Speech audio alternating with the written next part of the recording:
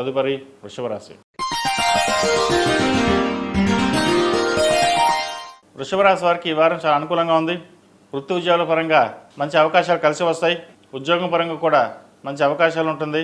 నూతన ఉద్యోగ ప్రయత్నాలు చేసేవారు కూడా అనుకూలంగా ఉంది. దశమంలో రాహు బాగున్నారు. రాష్ట్రాధిపతి షష్టమాధిపతి శుక్రుడు తృతీయంలో ఉన్నారు. అష్టమ లాభాధిపతి అయిన గురువు ద్వితీయంలో ఉన్నారు, కేంద్రంలో ఉన్నారు. ఏ పని చేసినా 1-2 సార్లు చేద్దాం అనుకుంటారు, అది ఒకసారిలోనే కంప్లీట్ అవుతుంది. మీరు ఏదైతే కోరుకుంటారో అది నెరవేరుతుంది. వ్యాపార రీత్యా వ్యాపార అభివృద్ధి చేద్దాం అనుకుంటారు, దానికి చేసే ప్రణాళికలు ఏవైతే ఉన్నాయో అవి సిద్ధం చేసుకుంటారు. మంచి రోజు చూసి ప్రారంభిద్దాం అనే ప్రయత్నం చేస్తారు. అదేవిధంగా భూ సంబంధించిన విషయ వ్యవహారాలు కావచ్చు, కాంట్రాక్ట్ సంబంధించి, లీజులకు సంబంధించి విషయ వ్యవహారాలు చాలా అనుకూలంగా ఉన్నాయి.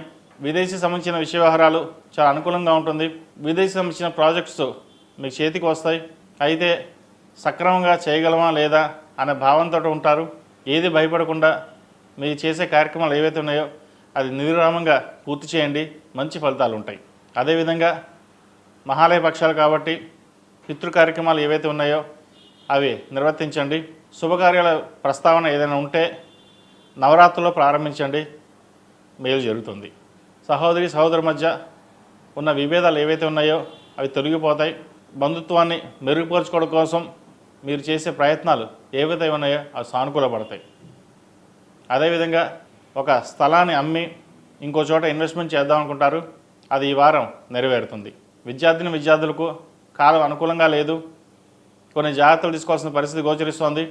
విద్యా విషయాల పట్ల కాస్త బద్ధకం పెరిగే విధంగా ఉంటుంది. అన్నిటికీ మనమే ముందుండాలి, మనం చెప్పిందే వేదం అని కాకుండా ఏదైనా పెద్దలు ఒక మాట చెప్తే దాన్ని విని పాటించండి, మేలు జరుగుతుంది. ఉద్యోగ సంబంధించిన విషయ వ్యవహారాలు, ప్రభుత్వం సంబంధించిన విషయ వ్యవహారాలు కావచ్చు, ఆరోగ్య సంబంధించిన విషయ వ్యవహారాల్లో కొన్ని జాగ్రత్తలు తీసుకోవాలి. ఈ రాశిలో జన్మించిన స్త్రీలకు వృత్తి ఉద్యోగాల పరంగా, వ్యాపార పరంగా అనుకూలంగా ఉంటుంది. నూతన బ్రాంచ్లు ప్రారంభించాలని ప్రయత్నాలు చేస్తారు. ఉన్న వ్యాపారంలోనే మంచి భవిష్యత్తు ఉంటుంది. కొత్త ప్రాజెక్టులు కాకుండా ఉన్న వ్యాపారాన్ని విస్తరించడానికి ప్రయత్నం చేయండి. సాఫ్ట్వేర్ రంగం వారికి, రియల్ ఎస్టేట్ రంగం వారికి, కాస్మెటిక్స్, బ్యూటీషియన్, ముఖ్యంగా సినీ పరిశ్రమ వాళ్ళకి, ఈ రంగాల వారికి చాలా అనుకూలంగా ఉంటుంది. హోటల్ మేనేజ్మెంట్, ఫాస్ట్ ఫుడ్ సెంటర్స్కి కాస్త గడ్డుకాలం అని చెప్పచ్చు. చతుర్థంలో రవి బుధ కేతులు ఉన్నారు. స్థిరాస్తులకు సంబంధించిన విషయ వ్యవహారాల పట్ల కాస్త జాగ్రత్త వహించాలి.